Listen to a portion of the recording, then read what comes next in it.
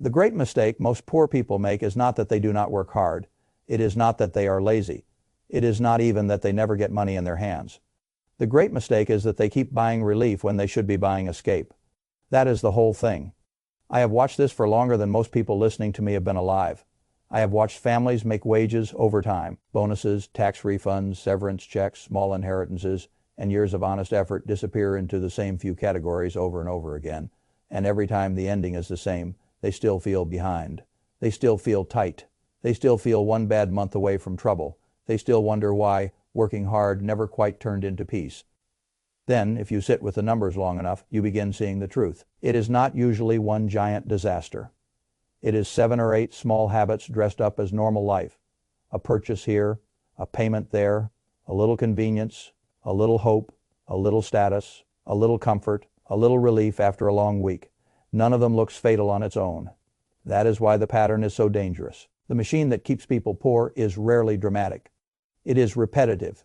It hides in ordinary shopping carts, ordinary driveways, ordinary lunch breaks, ordinary monthly bills. It keeps draining money that could have become ownership, and sending it instead toward depreciation, fees, convenience, fantasy, and emotional anesthesia. That is why I say the issue is not intelligence. It is sequence. Poor thinking says I have money today, so I will use it to feel better today. Wealthy thinking says I have money today, so I will force it to improve tomorrow. That is not poetry. That is the dividing line. When I was a boy during the Depression, nobody needed to teach me that resources were finite. We did not have the luxury of treating money as a mood enhancer. Money had a job. It either solved a problem, built a margin, or bought something that truly mattered. That way of looking at a dollar never left me. A dollar is not a little piece of permission. It is a worker. If I keep it, direct it, and place it wisely, it can go out and bring more workers back. If I waste it, it dies alone. Most people do not think that way because the culture has trained them otherwise. The culture says money is for expression, for reward, for relief, for little emotional rescues from the boredom and exhaustion of modern life. That is why so many purchases get made with the same hidden sentence underneath them. I deserve this. Maybe you do. That is not the relevant question. The relevant question is what the purchase costs you beyond the sticker price. Does it merely cost money now? Or does it also cost future compounding, future flexibility, future ownership, future peace? That is the better question. And when you start asking it honestly, a number of very common purchases begin looking less like harmless habits and more like financial poison. Let me begin with the one that ruins more balance sheets than people care to admit. The brand new car. This is the most respectable wealth killer in America. It arrives wearing a tie. A person finally gets his first decent job. Maybe he is making $40,000 or $50,000 a year. Maybe more. For the first time in his life, he feels the possibility of advancement. And because he wants his life to look like advancement, he walks into a dealership and signs papers for a vehicle that costs more than his financial structure can honestly support. The salesman is cheerful. The seats smell new. The screen is bigger. The monthly payment is somehow described as manageable. And that word, manageable, has ruined more futures than people realize. A new car does not simply cost what the sticker says. It begins losing value almost immediately. The buyer pays retail for the pleasure of being the one who absorbs the steepest depreciation. Then interest is layered on top. Then insurance, then taxes. Then the psychological trap of feeling committed to a machine that is worth less than the loan attached to it. A person can spend $40,000 to own something that behaves like a melting cube of ice. That is not how wealthy people behave. Wealthy people may drive expensive cars if they choose to, but they do not confuse a car with an asset, and they do not ask a depreciating object to carry the emotional burden of proving that they are finally doing well. A sane person buys a used, reliable vehicle, preferably one that has already suffered the violent early depreciation, and lets someone else pay the tuition for the new car smell. People resist this because the car is not just transport. It is identity, it is arrival, it is proof. That is why it is such a powerful trap. But if a person making $50,000 finances a $35,000 vehicle over 6 or 7 years at ugly rates, he is not buying transportation. He is buying a symbol with retirement money hidden inside the price tag. The thousands lost to depreciation, interest, and monthly drag do not disappear. They become the invisible graveyard where future assets should have lived. That is the pattern. Then there is the second poison, the lottery. I have never understood why people speak about it with such tenderness. It is not harmless hope. It is purchased surrender. It teaches a person to hand money to a system with terrible odds because he cannot bear the slowness of real wealth building. Now I understand the psychology of it. When life feels cramped, a $5 fantasy can feel emotionally rational. You buy the ticket, and for a few hours or a few days you are not a worker anymore. You are a possible exception. You are a possible miracle. You are a possible escape. That is what is really being sold. Not mathematics, hope. And because hope feels precious, people stop asking what the habit is doing in aggregate. $5 here, 20 there, a scratch off when you are at the store, a Powerball line when the jackpot climbs high enough to stir the imagination. Then a year passes, then 10, then 30, and what might have become a real account, a real contribution stream, a real compounding engine, has instead been traded for 1,000 brief moments of fantasy.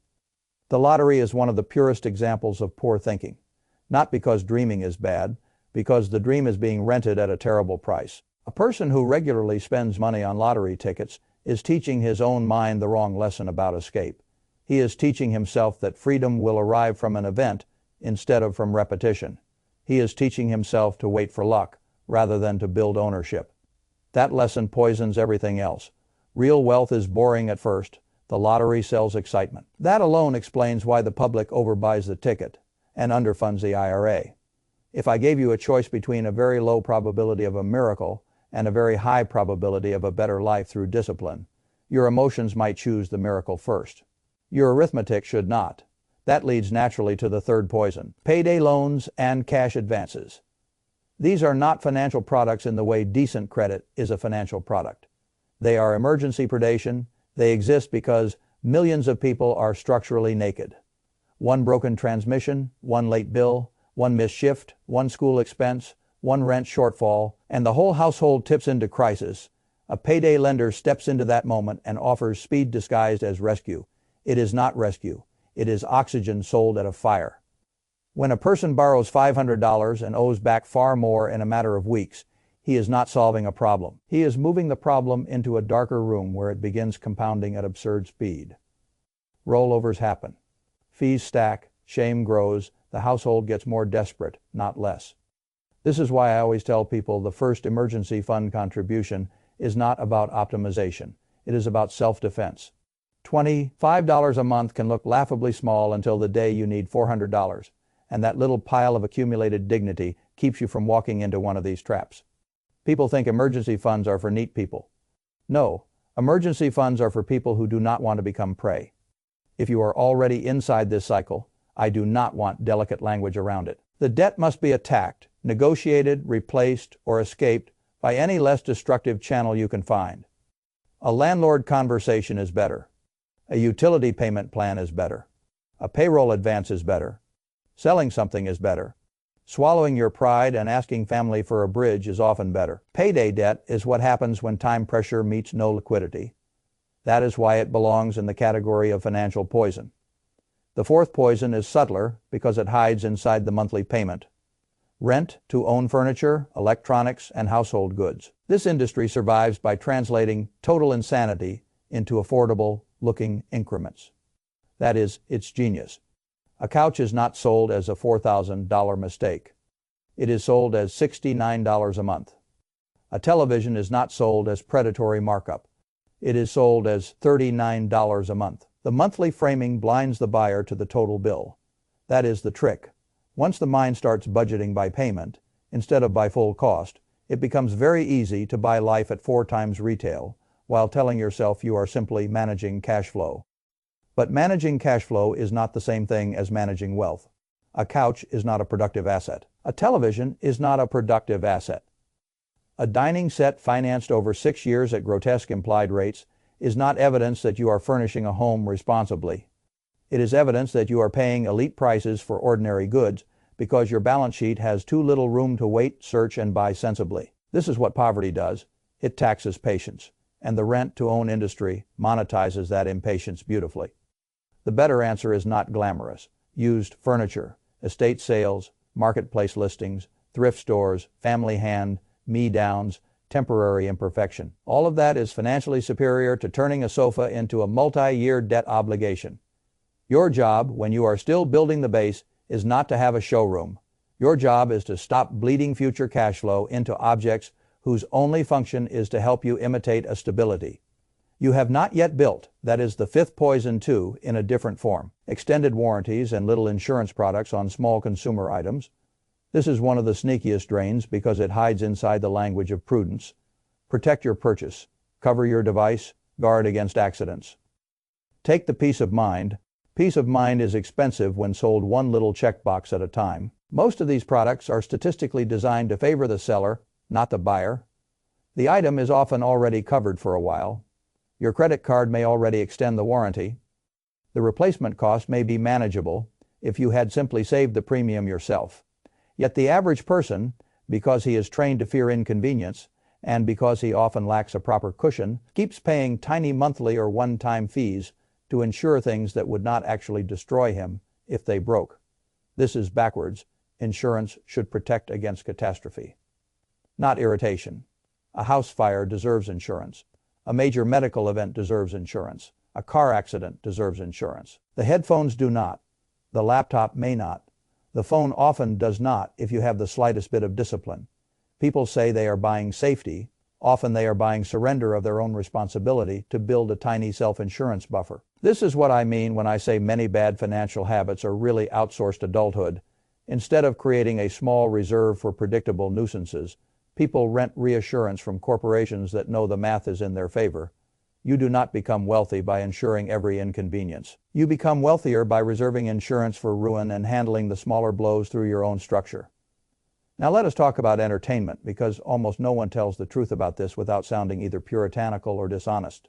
I am not anti-fun. I am anti-leakage, premium cable, streaming bundles, sports packages, multiple subscriptions, on channels, music services, cloud upgrades, gaming passes, convenience app memberships. One by one, they look harmless.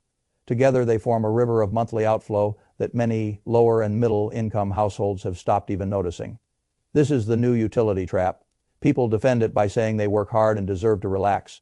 Of course they do. That is not the question. The question is whether they are buying one real leisure tool or an entire ecosystem of ongoing charges that keep converting future ownership into low-grade entertainment delivered through a screen. The real cost of a $200 monthly entertainment stack is not $200. It is what that stream might have become over a decade in a Roth IRA or a brokerage account, or simply as breathing room in a household that panics every time the tires need replacing. This is why I've always thought that the most damaging financial habits are not the ones that feel evil. They are the ones that feel normal. Normal kills slowly. Normal is harder to resist. Normal gets defended. A family will fight fiercely to protect routines that are quietly keeping it fragile because the routines no longer feel optional. They feel like life itself. That is why better money thinking almost always requires one painful season of seeing your own life with colder eyes. What here is actually serving us?